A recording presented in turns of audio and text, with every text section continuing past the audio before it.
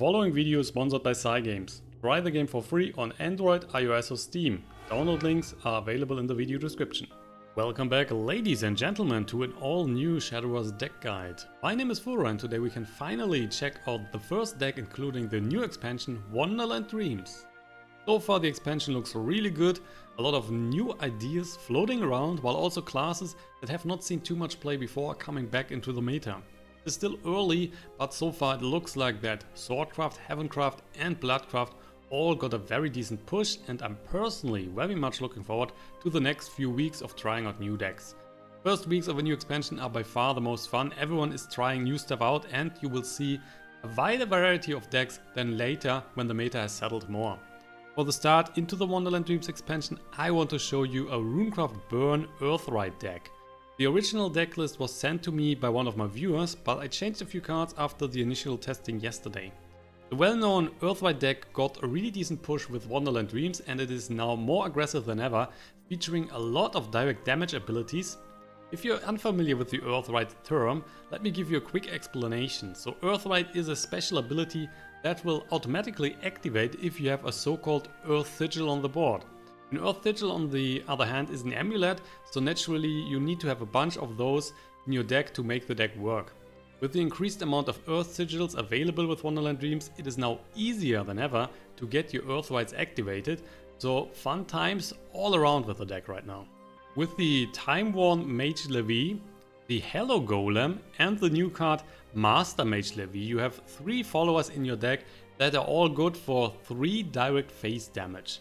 Special shout out here at this point to the big new Master Mage Levi, who is a very strong gold addition to the deck. Normally dealing 3 damage to an enemy when played, with the RITE ability you are increasing that effect to each enemy instead.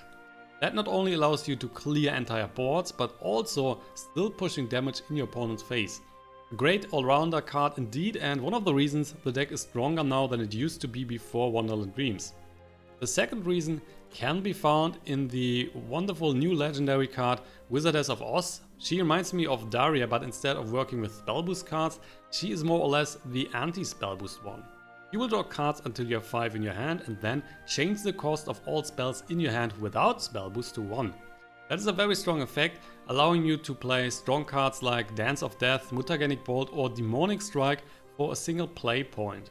All these spells are able to push direct damage into your opponent's face with the right cards in hand. That can easily be a final nail in the coffin. If you're not able to kill your opponent instantly, always be aware of the negative last words effect of your little wizardess. When she dies, you will take all space in your hand with her, so as a pro tip, never play her on turn 5 when you have no chance to play at least one spell. The package we have on the deck is very powerful overall. If it will stay relevant in the upcoming weeks, has to be seen, but for now it is working really good for myself and other people as well, so give it a try. For a better understanding of the deck, I will now also show you a few games playing the deck. Feel free to comment below if you still have questions left, and also don't forget to smash that like button. Alright, so here we start. Our first game will be against Swordcraft. Swordcraft currently is all over the ladder. Many people are trying this deck out. There's the mix of neutral cards and Albert for the finishing line. And very aggressive, very dangerous. Got the Witch Cauldron here, Magic Illusionist and the Dwarf Alchemist. Magic Illusionist is an interesting card. You can, if you lose the Magic Illusionist, if he's going down, he has a last word that he can perform in RITE, and with that he can just spawn another Magic Illusionist on the board. So you can potentially trade a lot, still keeping the Magic Illusionist on the board. That is most often working pretty decent. So what we are looking forward is play the Witch Cauldron into the Magic Illusionist, then the Dwarf Alchemist, and also dropping the Earth Essence that the Dwarf Alchemist is providing us. Here we go, starting with the Witch Cauldron. And curve looks really good at the moment. Turn 2 we have Illusionist, turn 3 Dwarf Alchemist, turn 4 Hello Golem. That is working out decently. Also Mage of Nightfall. Might be cool, but I guess we are still going for the Dwarf Alchemist. So far our opponent has not played anything. There's a start. Cinderella is incoming. And Cinderella is dangerous, so the Cinderella, whenever another allied Swordcraft follower comes into play, you will return this one to your hand. But if he's only playing neutrals, then of course Cinderella is not coming back in his hand, so he can just use the unit to attack you to trade. If he's trading, by the way, you could just trade and then get the Cinderella back and you have the full stats again. That's also something you need to consider. I would say we are still going for the Dwarf Alchemist. Dropping then the Earth Sense as well here and going for 2 in the face.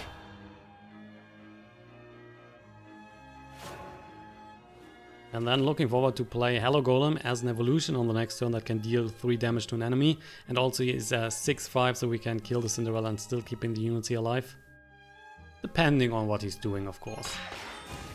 Looking for trade, and there's a Goblin Leader incoming.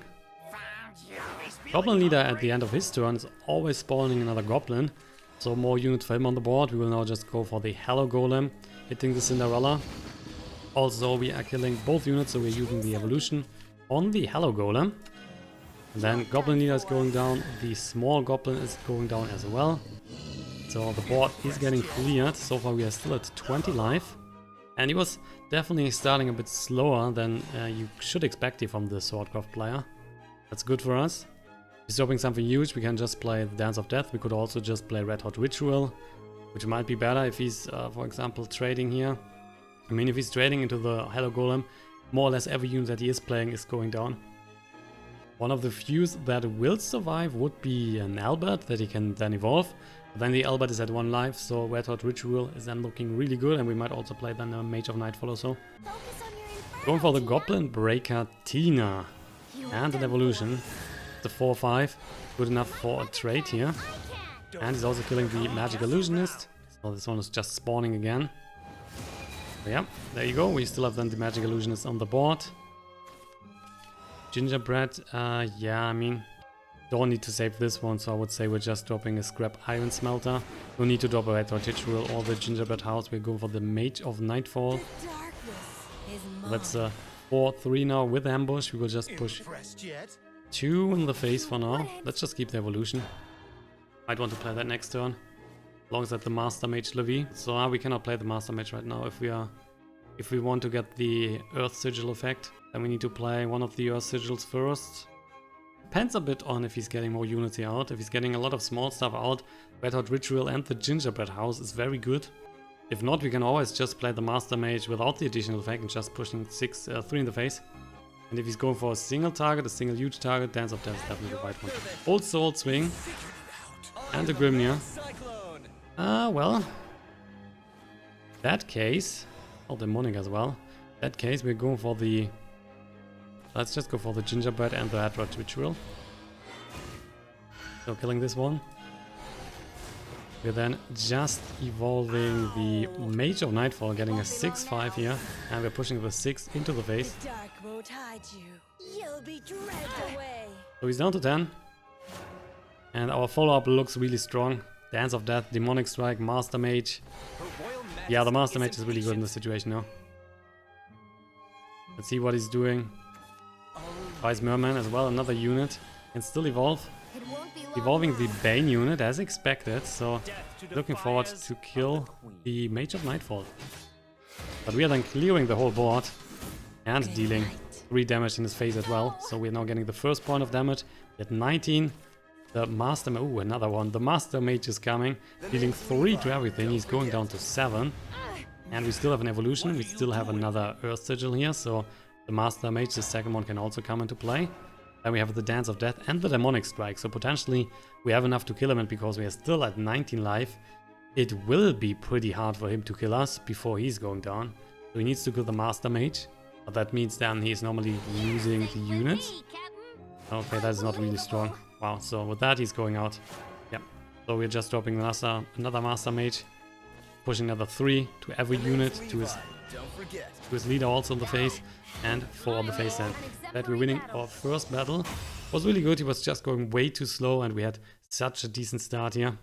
Next game is against Havencraft, and Havencraft right now is most often playing super dangerous, super aggressive with the new legendary card, the Lion, and then also Garuda and so on, going pretty heavy in the face. We will just start here with the Dwarf Alchemist and the Magic Illusionist. Getting nothing, unfortunately, for turn 1. Would have been nice to see 1 turn Amulet here as well, so we can play that, and then the Magic Illusionist on 2. As it is right now, we are going for the Dwarf Alchemist on 2, and then Magic Illusionist on 3.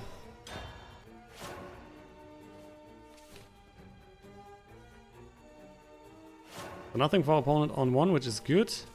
And now let's start with the Dwarf Alchemist. So far every matchup against Havencraft was really tough. I faced, most of them were just the Storm Havencraft, but there are also a few healing Havencraft, and these were dangerous as well. Sacred, 1 turn too late. It's good, obviously. We have the Wizardess now, we're dropping the Earth Sense, we're dropping the Magic Illusionist, and just 2 into our opponent's face. With the Wizardess here, right now we can get the Demonic Strike down to 1, we can get the Piercing Rune down to 1. That's an additional 5 that we can push in the face if we wait until turn 7, so we can play both. Fine Birdsong. Yeah, he's definitely going aggressive. The Mage, well, you know what? Let's just push more damage in the face. So he's going down to 11 here already. Needs to be careful. Can evolve now. But so far there's nothing on the board. Priest. That's a banish on the Illusionist. And then a kill on our Dwarf Alchemist. Still a 3 life here. So we had 5. So what we could do is, let's see, the Mage Levi. Evolving this one, we have the Crimson Sorcery. Potentially we can just kill the Priest here, and we still have a unit. So here we go, have a Dwarf Alchemist drawn from the top. What I really would love to do would be playing the Mage Levi, Piercing Rune for 1 and Red Ritual for 2. That is unfortunately not happening, the Piercing Rune is costing 2, so we cannot do that. That would be way better than just go for the Mage and then use the Crimson Sorcery to hit this one. On the other hand, we could obviously just trade here, kill the Priest and keep in the Crimson Sorcery to hit him in the face later. That might also be... Man, he's annoying. That might also be not too bad. I'm not sure if we want to trade or if we want to keep the Crimson Sorcery for the face. He's getting the Regal Falcon on the next turn, which is a 3-4 Storm unit, so that's then going for the face. We can then on the other hand use the Red Hot Ritual and the Piercing Rune to kill this unit. He's also getting another 2 in the face. So decisions. It's just like back in the old days. Yeah, you know what? We're using Crimson Sorcery, we are killing this one, and we're also dropping the Dwarf Alchemist. So he's still at 11. The Falcon can then kill the Dwarf Alchemist if he likes to. Then we're using Piercing Rune. Kill the Falcon, for example. Can even do that alongside the Wizardess and then play the Piercing Rune for 1. Gravekeeper Sonya. And an Evolution. So that's a 5-7. I'm all tuckered out. Oh, he's just going for the face. Just going for the face. We get another Mage, which is great at the moment. So we're gonna evolve this one. We're getting another Crimson Sorcery, of course. We'll then play Red Hot Ritual. We are playing the Piercing Rune. He can kill everything. And still have the units on the board, which is amazing. He's down to 9. Red Hot Ritual is killing his 5-1. The Falcon is going down. We're pushing another 2, so he's down to 7. Crimson Sorcery is good for another 3 that are coming in the face, so he would be then down to 4. And if the Wizardess is giving us something good here, like Dance of Death or so, then we might be even nearly there to kill him. Or if we get the Demonic Strike, for example, that would be then 6 damage that we can push. Judge of Attribution, he's banishing an enemy follower with 3 or less defense, so this one's going down, plus he's throwing a card. And while he's not evolving, that is really nice of him, because with that we can just win. So we will play Crimson Sorcery here for 3 in the face. We will play the Wizardess of Oz, get the Dance of Death for 1, plus we're drawing more stuff that we don't need right now. So the dance is costing 1, we will hit this one and 2 in the face. So he needed to use the evolution to kill our Dwarf Alchemist. He was not doing that, and with that he's losing the game, going out.